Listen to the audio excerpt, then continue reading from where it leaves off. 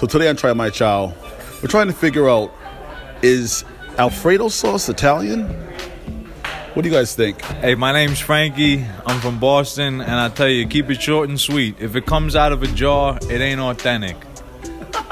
There you have it, folks. Jen Dickey, and I am from Rhode Island. Right. Do you consider Alfredo sauce to be Italian, real sauce? No. Why not? Real sauce is the red sauce, not the white sauce.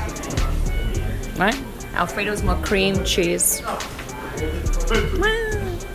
So Alfredo's... Do you like the white? It's kind of like clam chowder. Do you like the red or do you like the white? Right on. So Alfredo sauce is definitely not Italian. I don't know where the history stems from. Maybe you could ask Google. Yeah, I feel the same way. If grandma ain't making it, bro, that shit ain't Italian. Cut that out, bro. So moving right along, next question. Do you guys consider pasta noodles?